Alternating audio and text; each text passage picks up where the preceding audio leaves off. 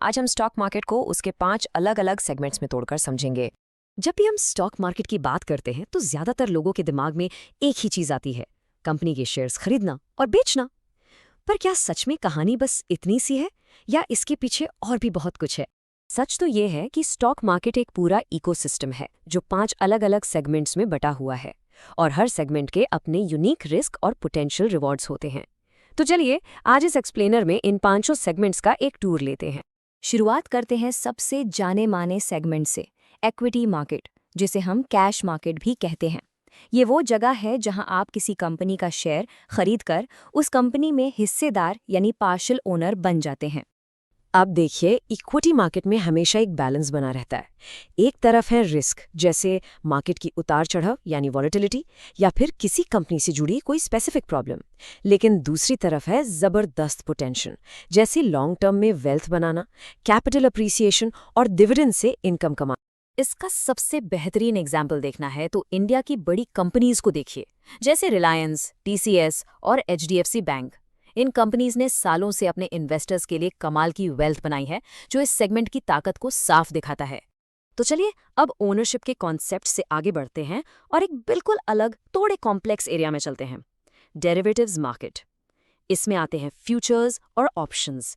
ये शेयर्स नहीं होते, बल्कि ऐसे कॉन्ट्रैक्ट्स होते हैं जिनकी वैल्यू किसी अंडरलाइंग एसेट जैसे स्टॉक या इंडेक्स पर डिपेंड करती है। डेरिवेटिव्स का सबसे बड़ा फीचर है लेवरेज। ये आपके प्रॉफिट को तो कई गुना बढ़ा सकता है, लेकिन ये आपके लॉस को भी उतना ही बढ़ा सकता है। इसका मतलब है कि आप कम पैसों में ज्यादा रिटर्न कमा सकते हैं, पर इसका ये भी मतलब है कि आपका रिस्क भी उतना ही ज्यादा है। इंडिया में ये हाई रिस्क ट्रेडिंग आपको निफ्टी और बैंक निफ्टी जैसे इंडेक्स डेरिवेटिव्स में साफ दिखेगी। खास तौर पर इनकी वीकली ऑप्शंस मार्केट के सबसे ज्यादा ट्रेड होने वाले इंस्ट्रूमेंट्स में से हैं। अब हम 2 ऐसे मार्केट्स को एक्सप्लोर करेंगे जो ग्लोबल फोर्सेस से बहुत ज्यादा जुड़े हुए हैं, कमोडिटीज और करेंसीज। कमोडिटीज जैसे कि सोना या कच्चा तेल आपको महंगाई यानी इन्फ्लेशन के खिलाफ प्रोटेक्शन जैसे यूनिक बेनिफिट्स देती हैं, लेकिन इनकी कीमत ग्लोबल न्यूज़ और सप्लाई डिमांड में अचानक होने वाले बदलाव से बहुत ज्यादा प्रभावित होती है। बिल्कुल उसी तरह करेंसी मार्केट में लिक्विडिटी तो बहुत ज्यादा होती है, पर यह काफी वॉलेटाइल भी हो सकता है। ये दुनिया भर के सेंट्रल बैंक्स के फैसलों और अचानक आने वाली इकोनॉमिक न्यूज़ पर तेजी से रिएक्ट करता है। इसके एग्जाम्पल्स तो हम हर रोज देखते हैं।